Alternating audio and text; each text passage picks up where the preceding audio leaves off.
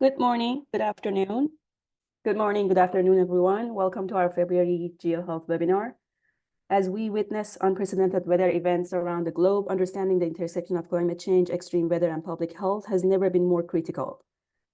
Recent events, such as the devastating flood in California, reminds us for the urgent need to address these challenges. Today, we are exploring how floods and droughts affect health, and I'm honored to be hosting two experts in the realm of extreme precipitation and health impacts. First, let me introduce Dr. Pin Wang. Dr. Wang is an environmental epidemiologist at Yale School of Public Health and Yale Center on Climate Change and Health. His current research primarily focuses on how climate change-related extreme events interact with human health. Our second speaker, Dr. Jay Ban, is an associate researcher at the National Institute of Environmental Health, Chinese Center of Disease Control and Prevention, China CDC. She also worked in Yale School of Public Health as a visiting research scientist from 2022 to 2023. Dr. Ban's research mainly focused on climate and public health. Some quick reminders before I hand the floors to our speakers. Please make sure you have your microphone and camera off during presentations. This webinar is recorded and the recording will be posted on the GeoHealth YouTube channel. I also encourage you to use the chat feature to ask your questions. Thank you, and Dr. Wang, the floor is yours. Thank you, Azar, for this very kind introduction. Can you see my slides well? Yes. Okay, perfect. Good afternoon or good morning, everyone. Thank you for coming to this talk. I will be presenting the first half of this talk with the title of Interconnected Realities, Exploring the Nexus Between Droughts, Floods, and Public Health Outcomes. My name is Ping Wang. I'm currently a research scientist at the Yale School of Public Health and the Yale Center on Climate Change and Health. So let's just dive right in. Doesn't work. Okay. So why do we study these two types of extreme events?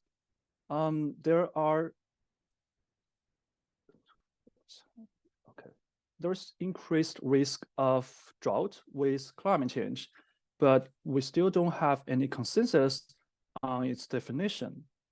There are 50 indicators and indices representing drought listed by the World Meteorological Organization. And we can see some most commonly used ones, such as the Standardized Precipitation Index, US Drought Monitor, which our government is currently using, and NOAA Drought Index, Palmer Drought Severity Index, as well as Standardized Precipitation Evapotranspiration Index. There are some other vegetation indices that can also be used to represent drought conditions, such as EVI and NDVI.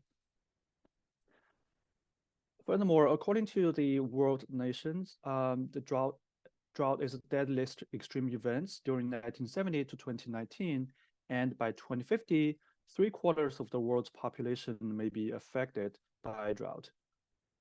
For floods, there is also an increased risk with the changes in rainfall patterns due to global warming, and it usually affects very large areas with a wide range of health impacts, such as mortality, infectious diseases, inadequate healthcare access, mainly because of damaged infrastructure, as well as population displacement. This table shows you the billion-dollar climate disasters in the United States during 1980 to 2023, which are the most severe climate disasters. We can see that both drought and floods are among the top in terms of the frequency, cost, and cost mortality.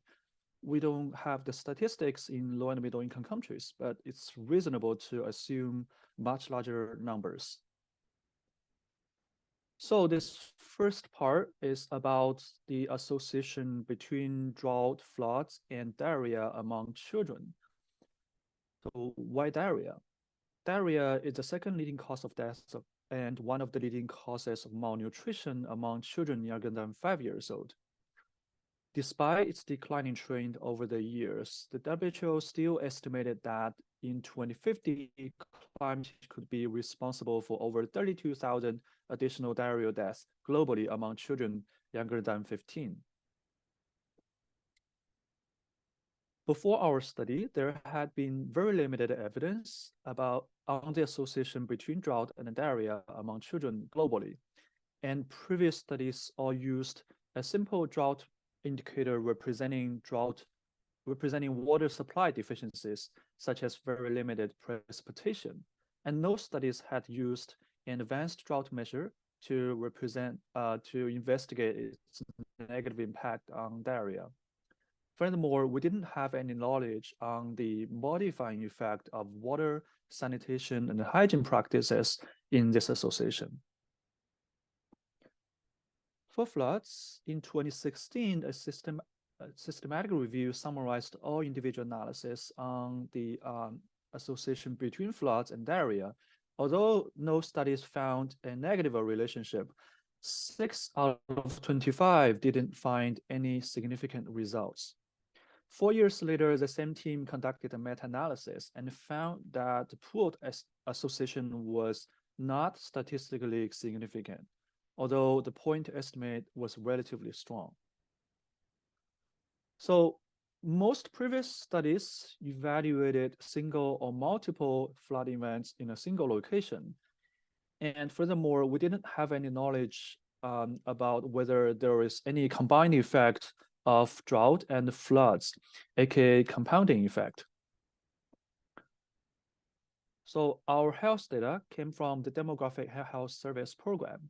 The DHS program has been conducting nationally representative household surveys in low and middle income countries since 1984.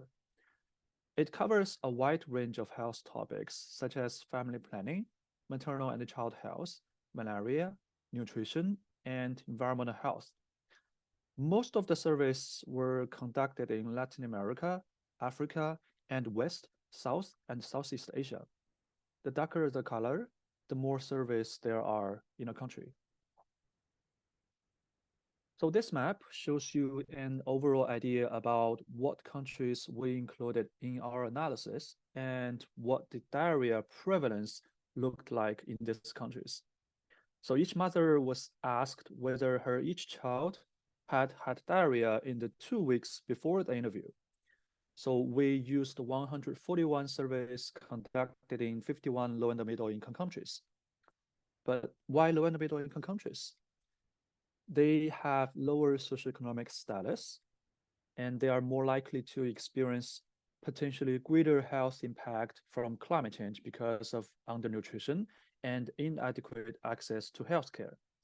Furthermore, water, sanitation, and hygiene are more likely to be poorly practiced in these countries, and WASH has been confirmed to be an effective measure to prevent diarrhea among children.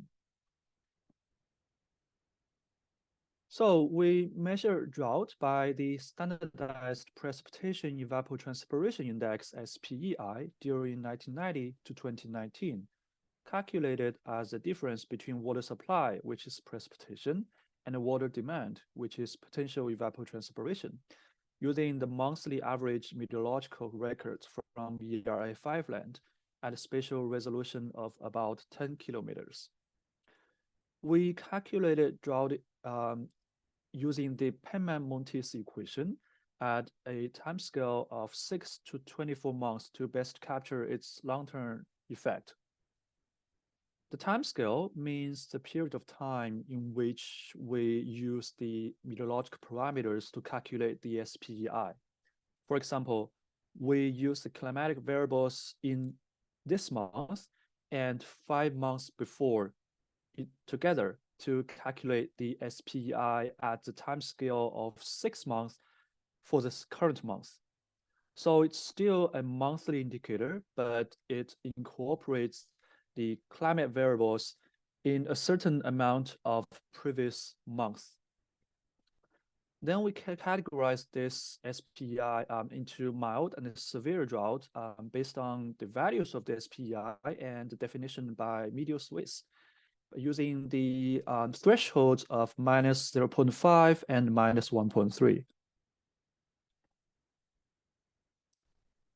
The covariates in the model included child's age and sex, area of residence, and mother's education. we computed a cross-survey comparable wealth index using a series of household characteristic variables and a principal component analysis. We included 7 types of water, sanitation, and hygiene variables in our mediation analysis and effect modification analysis. We applied a log binomial generalized linear mixed effect models with a random intercept by survey cluster, controlling for the confounding effect of temperature and precipitation, because both of them were associated with both drought and diarrhea. We also included the month and the year of the surveys to control for seasonality and long-term trend. So we ran 2 sets of models. The crude model only adjusted for meteorological parameters, seasonality, and the long-term trend. And the main model further adjusted for personal and household baseline characteristics. So we found a consistently significant and positive association between mild drought and diarrhea among children at all time scales. And a significant association with severe drought was only found at the time scale of 6 months. But also need to note that the association with severe drought at other time scales in the main model were still positive and borderline significant. Drought conditions can compromise wash practices because of insufficient water supply, and therefore can increase the risk of diarrhea among children. So we wanted to evaluate whether wash played a mediating role in the association between drought and diarrhea. By using the difference method, indeed, we found a low to moderate proportion of the association was mediated by either mild or severe drought. We also tested whether wash modified the association. In general, we found a more consistent and significant modifying effect for severe drought. More specifically, the association was significantly stronger among children living in households that needed more time to collect water, or among children living in households that had no access to water or no access to soap for hand washing. We found climate zone to be a significant effect modifier. The association in tropical or temperate zone appeared to be stronger at the time scale of 6 and 12 months. In the dry zone, the relative risk continuously increased with the increase in the time scale. In addition, with a longer time scale, the risk of diarrhea was significantly stronger in the dry zone than in the tropical or temperate zone for both mild and severe drought. We ran different sensitivity analysis to test the robustness of our main finding. First, we downloaded the calculated SPEI from the global SPEI database, which used the Penman-Montes equation as well, but at spatial resolution of about 50 kilometers. Second, we use the SPEI from the European Space Agency using Thornthwaite equation at a spatial resolution of 25 kilometers. Third, we conducted multiple imputation to fill in all missing values in each variable in the main model for 5 times. Then we ran the main model using these 5 imputed data sets and pulled the results together. Finally, we disaggregated the drought indicator, but still combined extreme and exceptional drought due to the very limited events under these 2 categories. From all this sensitive analysis, we see a very clear message, which is that drought at various timescales was associated with higher risk of diarrhea. Our flood information were obtained from the Dartmouth Flood Observatory, which has been recording large flood events globally since 1985. There are 3 types of flood events defined based on their cost damage, affecting area, and recurrence interval, namely large, very large, and extreme floods. We then matched these flood events with each included child by its geographic location and date of interview for each mother. The figure on the lower right shows our exposure definition.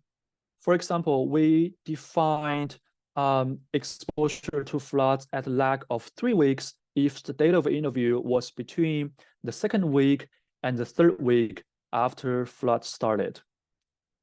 The addition of 2 weeks in the definition makes sure that an exposed case refers to a child who experienced diarrhea after flood started.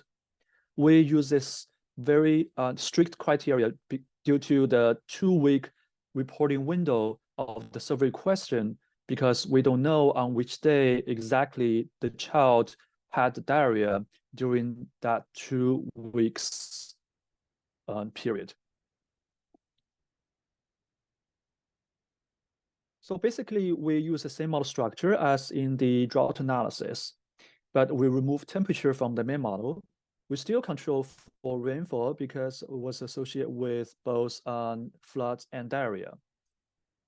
So overall, we found a positive association for all flood events, and the significant association was found at the lag of 3 and 4 weeks.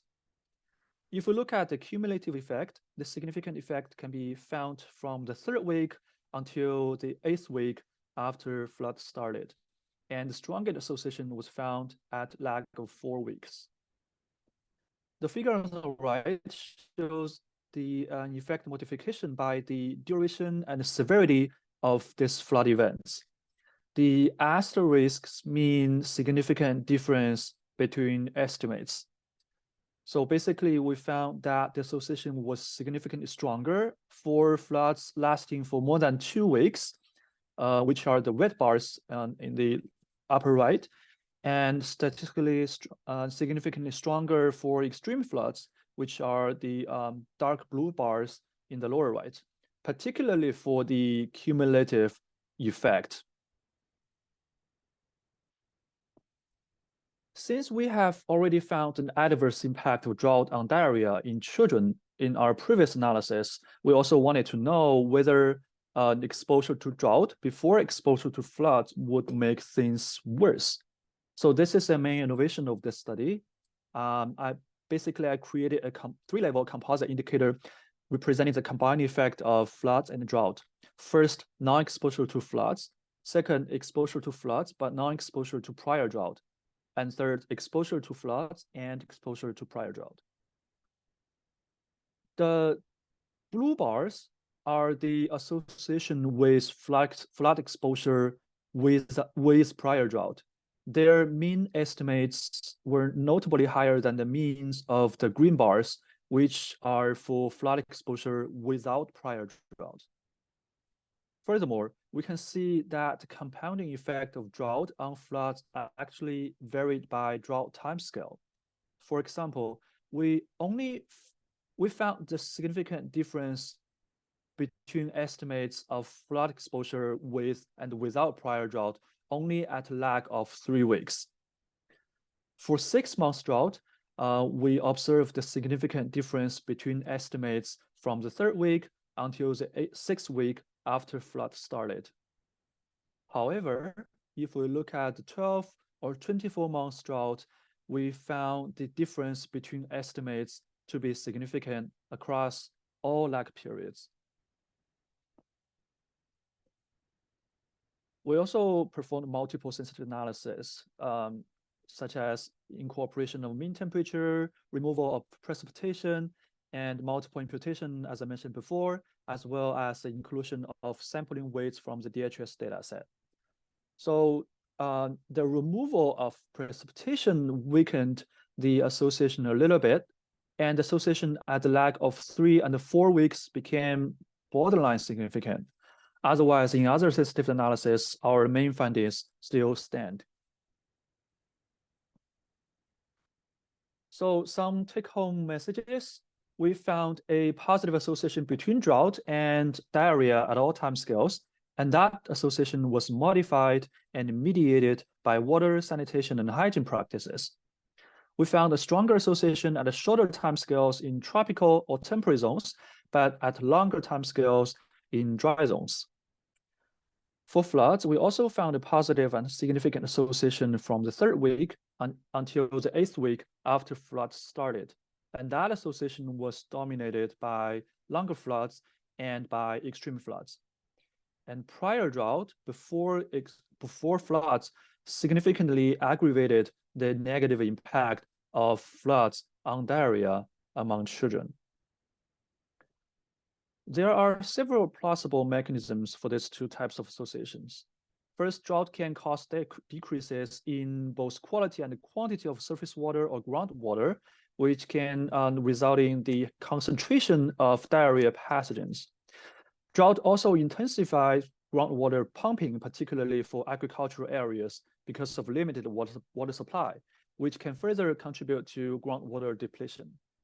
And there's also possibility of pipe and tap water contamination because of the failure of water treatment plants. And municipal sewage may be also used for irrigation of crops, which can cause food contamination. There are both direct and indirect pathways for flood. And excess rainfall and floods mobilize and spread pathogens from soil or environmental surfaces to watersheds that can be used for drinking water supply. Potential backflows from the already polluted water bodies to groundwater would lead to further drinking water contamination. Sewage treatment facilities can be overloaded by flooding, causing an increased risk of diarrhea diseases. Floods can also substantially reduce crop yield and further cause undernutrition among children that could increase their susceptibility to diarrhea infection. And population temporarily or permanently displaced by floods may live with inadequate wash conditions, which potentially increase diarrhea risks as well.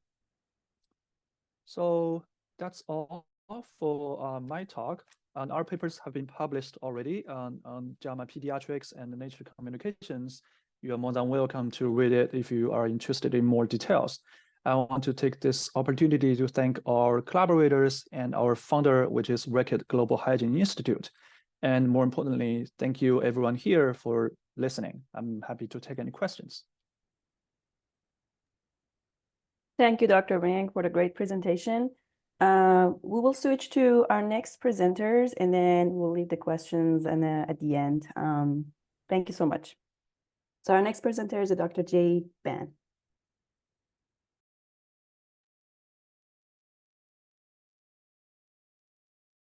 Okay, can you see my screen? Yes, we can. Okay, thank you. Thank you everyone for coming and thank you for introducing me. And also thank you for Ping's very great talk. And it's a great honor for me to share this research here, which I was done during I was in Yale as a visiting research scientist. This research is different from Ping's research. This is study on the association between the short-term exposure to flooding and the cause-specific mortality. And let's get started. First, just as Ping mentioned, the floods could be the most common or severe climate-related disaster around the world. And according to the WMO report, in the past 40 years, the floods can account for 44% of the total number of reported weather-related disasters and 31% of reported economic losses. And unfortunately, the floods could be, projected to increase in the future. According to the IPCC's report, we can see from here the flooding risk will, increase as moderate to very high under different temperature increase scenarios. And according to a latest published paper, the United States, we can see from this map, in particular, is projected to experience or suffer from the flooding events, like a more than threefold increase in the annual flooding-related fatalities by the middle of this century relative to the historical period. So speaking of the United States, when we look back the history, we can see that floods can account for the second largest number of fatalities related to the weather disaster events just after the extreme heat events. And all those fatalities, and together with the property damages, can lead to over $24 billion cost in the history, and according to the $1 billion weather and climate disaster report. So all the above evidence can tell us two important points. The first point is that flooding event could be a very severe weather-related disaster that we need to put more attention on it. And the second point is that when we talk about flooding, we usually use the direct fatalities and the property damages to measure its impact. However, its impact on the public health is less well understood. So this figure, I cited this figure from a systematic review published about 10 years ago. And we can see here all the evidence, focus on the flooding related health effects, including mostly focus on the all-cause mortality or the accidental injuries, toxic exposure, or the waterborne or the infectious disease. However, the evidence on the other disease, like the non-accidental disease, are insufficient. The evidence are insufficient. And recently, a BMJ paper published, results reporting the relative risks of mortality associated with exposure to floods during different lag windows based on the MCC database. And we can see from this figure that we can tell the significant association between flooding exposure and the non-accidental mortality, including the cardiovascular mortality and the respiratory mortality. So this is, remind us that maybe the flooding can impact the non-accidental health. But this study is a very large scale study, so it didn't provide more details like what is the health effect of different type of flooding events. So here we designed our study. This is a two-stage time series study. Our study period is from 2015 to 2019. And our study area is all the counties of the North Carolina, United States. We can see these states here in this map. And also the red color reminds us this state suffer from huge economic cost related to flooding during our study period. So we think this states could be a perfect place to study the association between flooding exposure and human health. So let's get some details. First, the flooding exposure measurement. In this study, all the historical record of flooding events were obtained from the STORM database, which is data products from National Centers for Environmental Information of NOAA. This organization, they collect the information of all the weather-related disasters from multiple information sources. And after collecting all the information, the experts in NOAA will perform the professional judgment on each disaster event and form a very clean database for us to use in this study. And this database can provide 3 key variables, including the event type. It is a flooding event or a storm event or a hurricane event like that.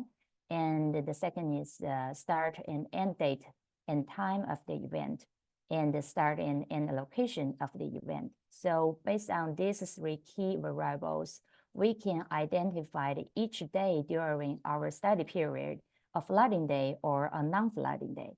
And so here we can get to the total flooding exposure, but we did not stop here because we want to provide more details.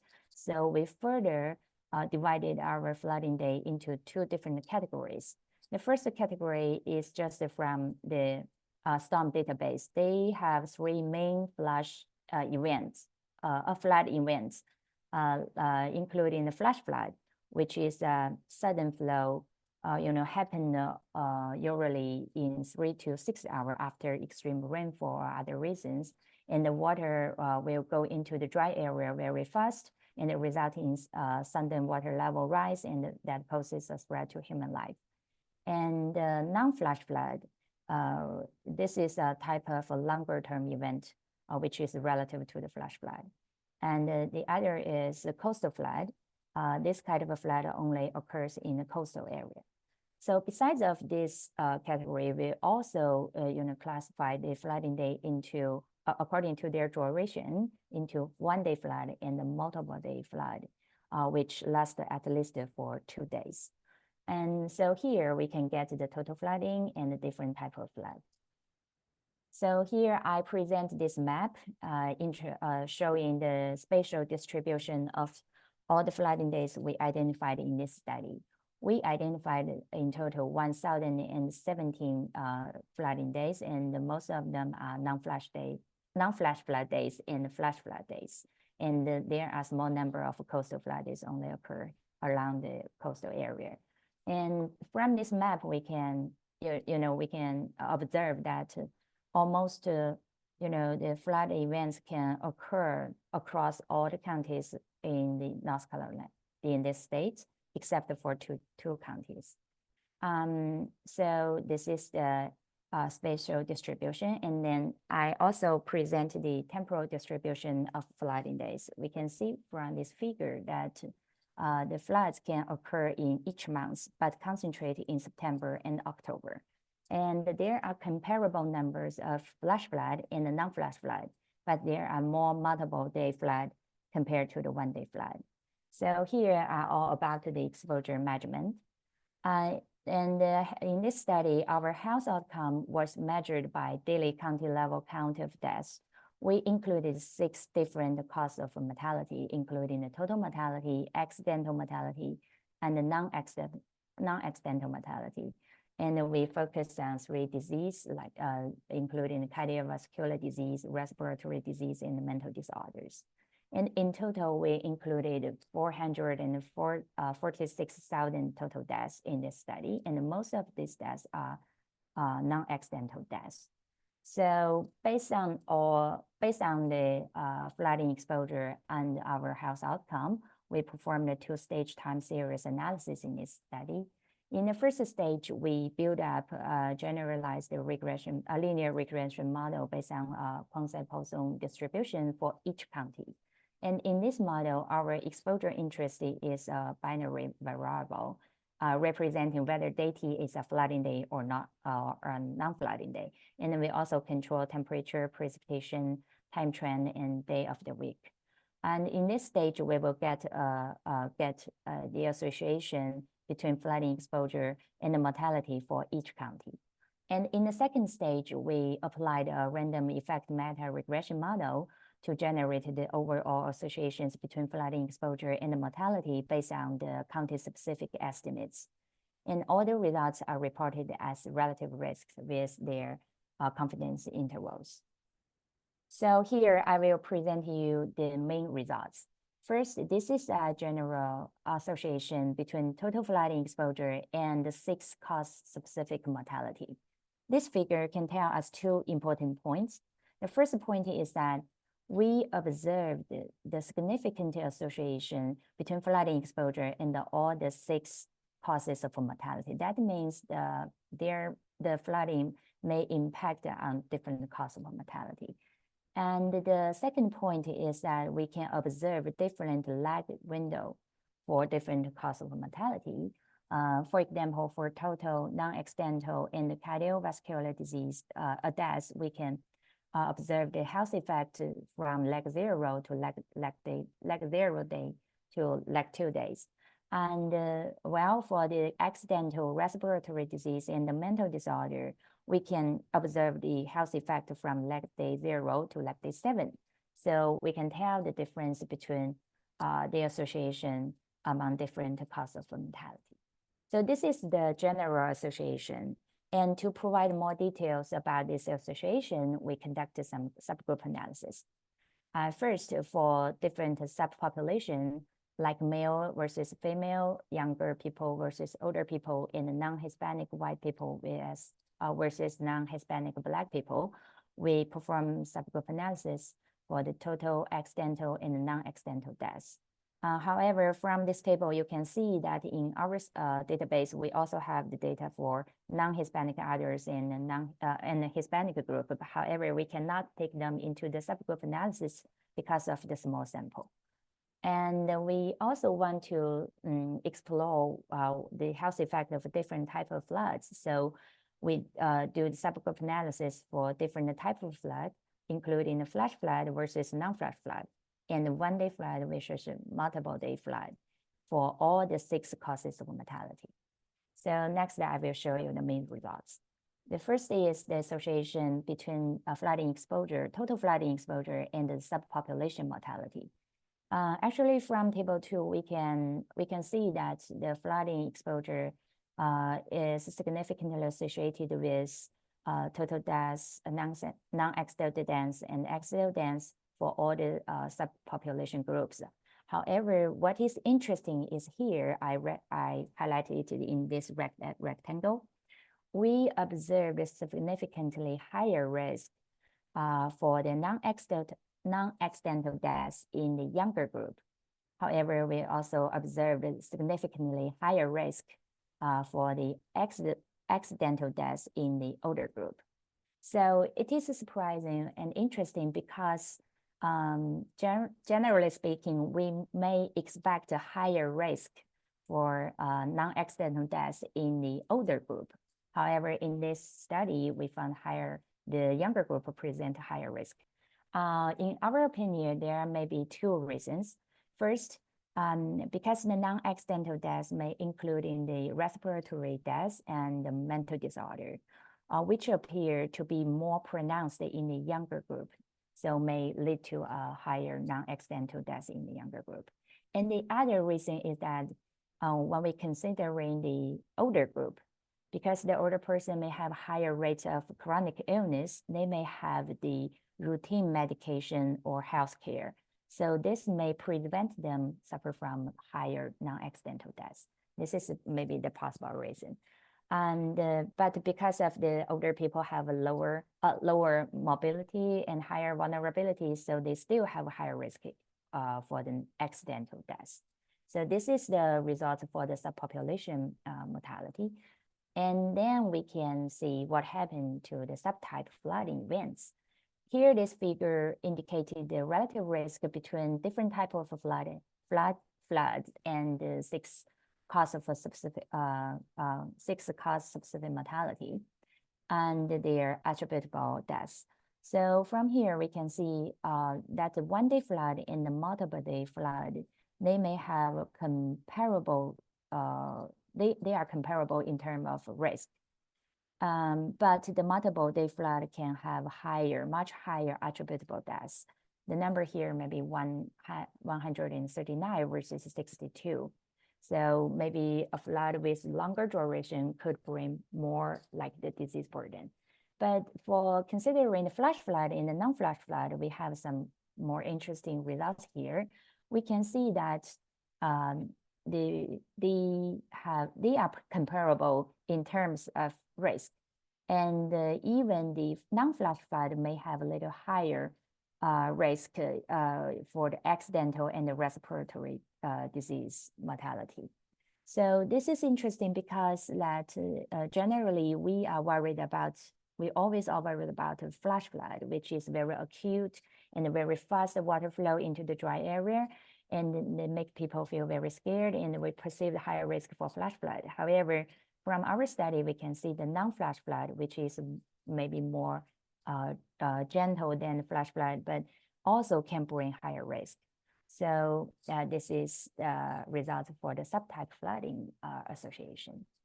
So there are some possible mechanisms. I know this is not the most important part in this study, but we still have some, discussion on this.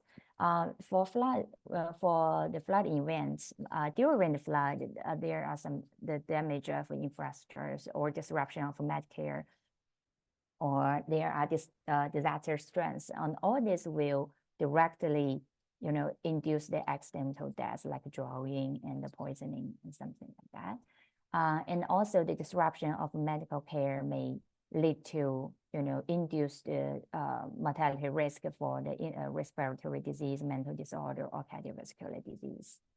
And after the flood, like the contaminated water or still water may induce the waterborne disease or vector-borne disease, like the infectious disease. And also we cannot ignore the growth of dampness and mold. They may induce some symptoms or risks in pulmonary infections and respiratory disease. And this disease may also put stress on this cardiovascular system and induce cardiovascular risk, and also the mental disorder.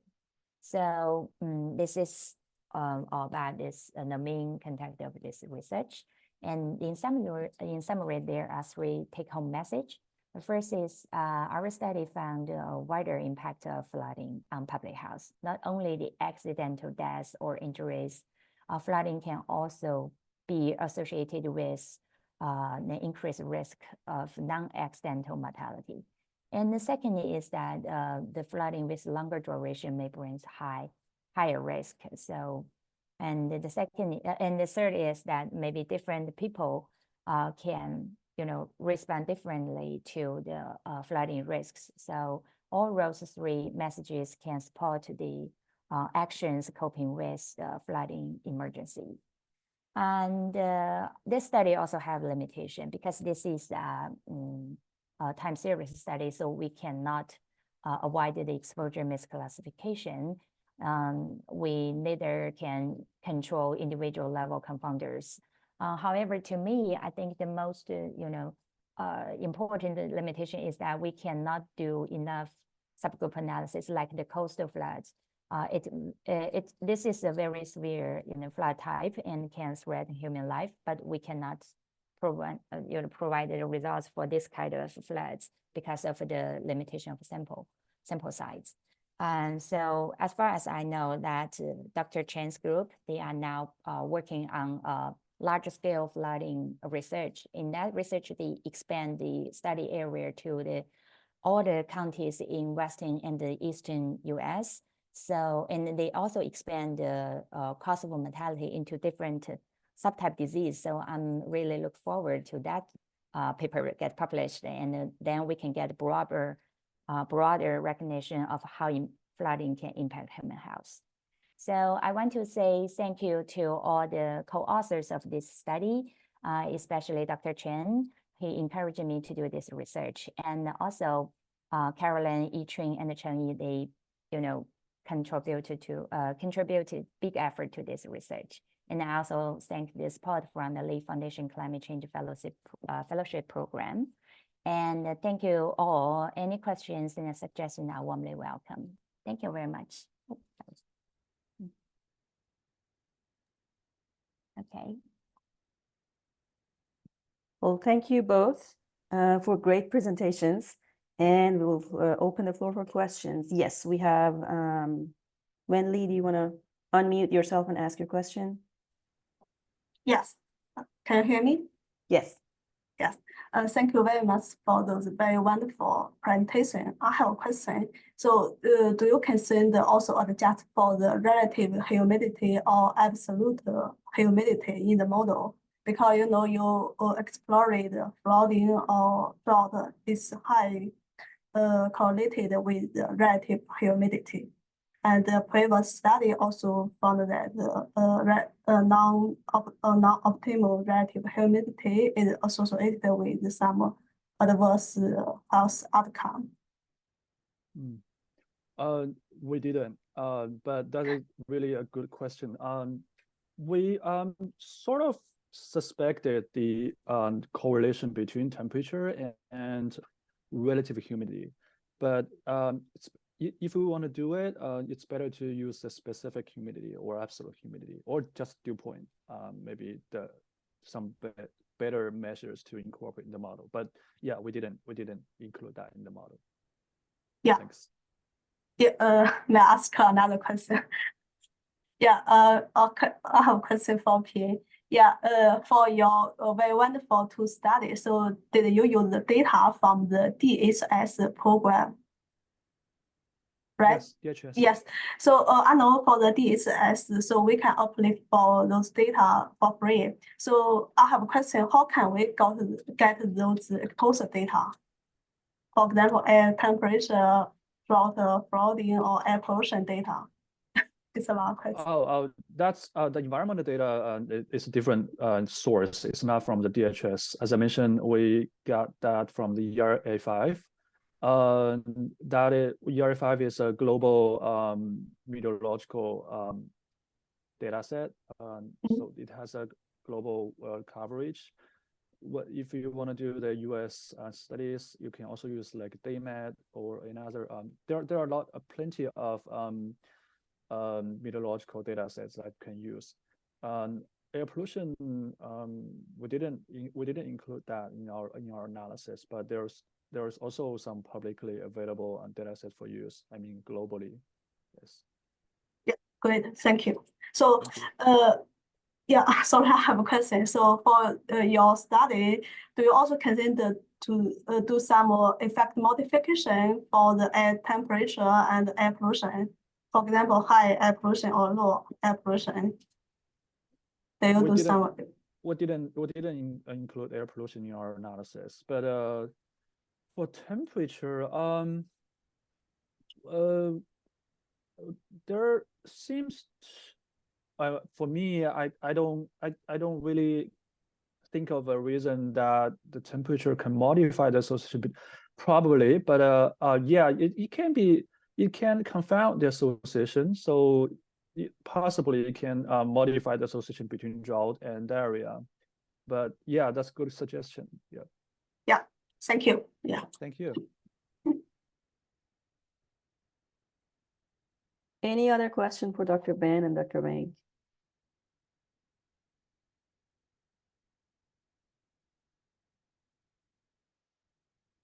Well, okay, if you don't have any question for I actually have a question for Jie. Hello. Please go ahead. So yeah. Okay, so I know that the number of events for coastal floods is quite small, but is that I mean, are the coastal floods, flash floods, and non-flash floods mutually exclusive? I mean, what I was trying to say is that does coastal floods probably include flash or non-flash flood as well, by definition? Yeah, I know what you mean. Yeah, thank you for your question. It's a good question. Actually, as I mentioned, these three, the flash flood, non-flash flood, and the coastal flood, they are from the storm database. That database, they divided the different type of events, based on the professional expert judgment. So I can, when I get this database, they already divided the floods into these three different types. So you say it's possible that they may have overlaps, like maybe the coastal flood have is a non-flash flood or a flash flood, but according to the database, they just divide them into three categories. Mm-hmm. Okay, thanks. So can I ask you a question? Of course, can go I? ahead. Yeah. Yes, speaking of, yes, I'm still interested in flooding. So my question is also about the flooding exposure, the database. I think you need the Dartmouth, that database. Dartmouth, that yes. Yes, so as you mentioned, that database only record the very large scale flood, right? So can you give a very brief introduction, like how large the flooding could be? Like, yeah, I have yeah, of course. So let me hold on. Let me share my screen. Okay.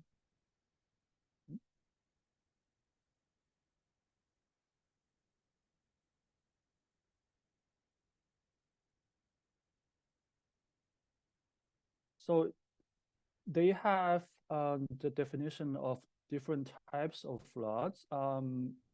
As you mentioned before, they define those themselves, and they called it large, but I don't know how large it was to be included in their data set. But I guess all of the flood events, at least because one of the major sources of these events in the data set was mass media.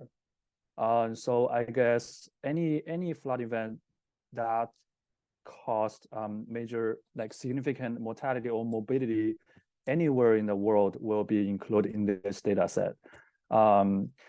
So yeah, that's short answer. Yeah, but they definitely have a very strict categorization algorithm for these different types of events based on their cost, damage, or affecting area, something like that. Okay, I see. But it's Thank you. different. It's a data set of a spatial polygon. Probably it's different from the storm data set you mentioned Yeah. before. Yeah, yes. Okay, I see. Thank you. Thank you. Okay, we have about 8 minutes for any other questions. Okay, I have 2 questions for both Jay and Pin. So Pin, for one of your slides that you were showing for the time scales for the drought, you showed that the severe drought has smaller association compared to the moderate drought, especially when the time scale is larger. Okay. And you only found like a higher association in the 6-month time scale. Yeah. Like, what was the justification? What do you think, like you see those results? Well, we think that mild drought has a relatively more long-lasting effect for people to adapt to, probably. And when on the other side, when severe drought hits and the local government might be aware of this situation, and they will like issue some warnings or watch for this kind of severe situation for the local communities to be more prepared for that, so they can be like more adapt or mitigate this negative effect. That's our assumption. But for mild drought, it can be like from many perspective, or the local government or local communities might not be able to realize it until the negative effect occurred. So that can be one mechanism of this long-lasting effect. Do you have any access to the DHS data for the water resources that are available to those communities during drought? We have the access to like where they can fetch the drinking water and how much time do they need to take water from the like a well, or those are the two. Yeah, and whether they will boil the water before drinking, and some other sanitation measures. But for the water availability, those are the only two. And did you account for those in your models? We didn't for the main model, but we do that in the mediation and I see. effect modification analysis. Yes. Perfect. Great. Thank you. We didn't include that in the main model because of the availability of the data, because so many surveys didn't have that information because the countries didn't collect that information. So there would be a lot of The inconsistency. bias. Yes. Yeah. Yeah, that makes sense. Thank you. Thank you. And then I have one question for Jay. So you mentioned about like the cause of specific mortality, and you had mental disorders with the FICD codes. Can you tell me like what are the mental disorders in that group? Some of the examples. Like depression, anxiety, and some behavior disorders like that. Yeah. Oh, okay. So that was the main cause of mortality for those groups. Yes. Yes. Okay. Okay. And do you know if that like it includes like mental health, like with the Alzheimer or like other diseases like that in that group as well? Let me see let me share my screen. And I see which one? Because that would be interesting because that had the highest association. That's what caught my eyes. Yes, it's including, I think, including all the disease from F00 to F99. Okay. Mm-hmm. Great. All those categories here. Mm-hmm. Mm-hmm. Thank you. Thank you. Okay, so if you don't have any other questions, I will give the floor to Yi-Chen for the Early Career Committee. Thank you. Thank you, Azar. Thank you. Thank you both Ping and Jie for your wonderful presentations. Thank you. Hello everyone. In the next 30 minutes, we will be diving into discussions about early career related topics with our speakers. So if you are interested, please stick around. If you have any questions for our speakers, and in the meantime, please feel free to type them in the chat. Okay, let's get started. Dr. Wang and Dr. Ben, could you please start by sharing with us your career journey? We'd love to hear about where you get started and key milestones or decisions you faced and what brings you to your current position. Do you want to go first, Jay, or I'll go first? Hey, you please, after you. Okay. Okay, so I had a Bachelor of Medicine degree in forensic medicine from Sichuan University in China. After that, I have 5 years experience working as a medical examiner. Then I suddenly went to Hong Kong for my MPH degree. And after that, the PhD in public health. Then 2 years in Hong Kong at the same university as a postdoc. Then I came here in the US. So it's there has been some changes in my past, but right now I'm staying in the area of public health because I think this is of great importance in our era, particularly under the climate change with huge uncertainties in the future. I think we can, as climate health scientists, can contribute more in this area. Well, one major decision is to switch forensic medicine to public health. That decision was like solely based on my intention to pursue like further goals in academia. But I didn't plan to go to Hong Kong in the first place. I want to go to Guangzhou for another university for my master degree. But Hong Kong is more international, so I want to use that as probably an intermediate platform for me to go further. So that was how my decision was made. And yeah, that's pretty much my career path up to now. Yeah, your turn, Jay. Okay, thank you for sharing. And actually, I'm a very normal person, and I don't have the legendary academic journey like Ping's.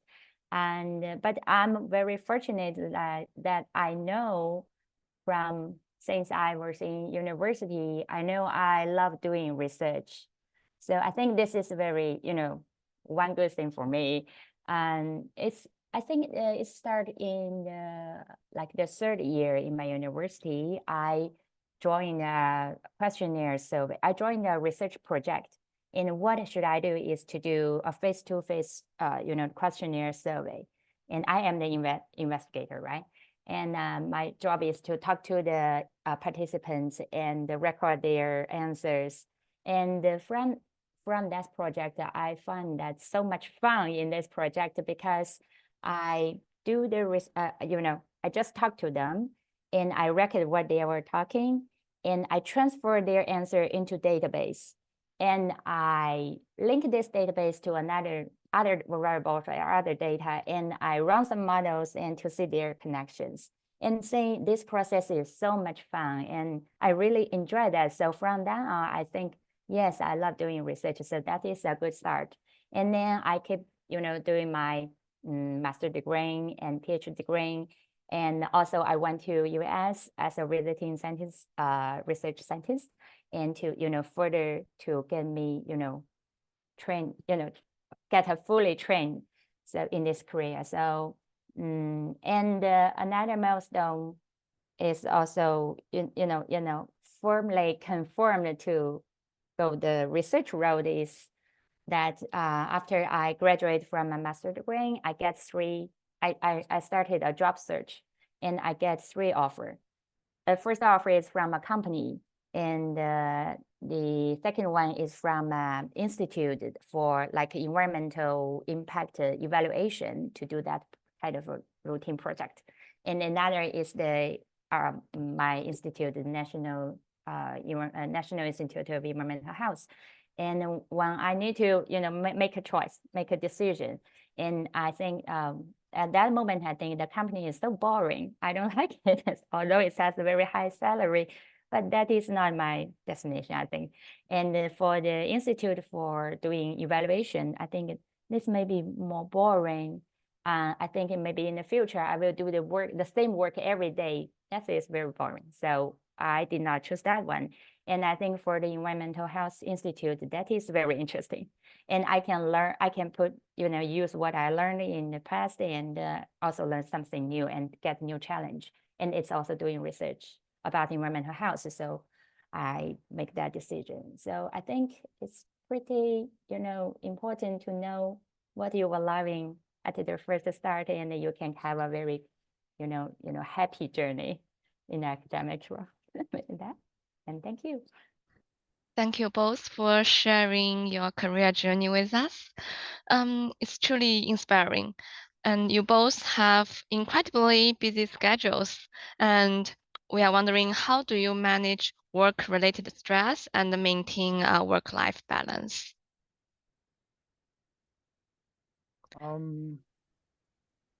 Yeah, I mean, I don't know for the situation in industry, but in career, I mean, in academia, the stress is a norm, right? I think it's like everybody has that.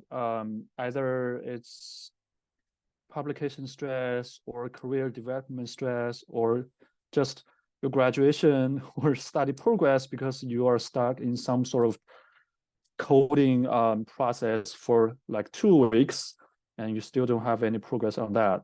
And or either you are not fast enough publishing a paper on the openly accessible data set, like I have already always having this kind of issue. I mean, how to cope with this stress? I mean, work is work, and you work for a better life, right? So you're gonna live with that, and once you get used to that, it's fine. So I mean, you need to find whatever is available to you to like minimize this kind of stress as much as possible. Well, for me, New Haven, well, doesn't have much to offer in my perspective. So usually, well, you can do exercise or sports or just entertainment or just hang out with friends to at least use one of your frequent weekends to relax.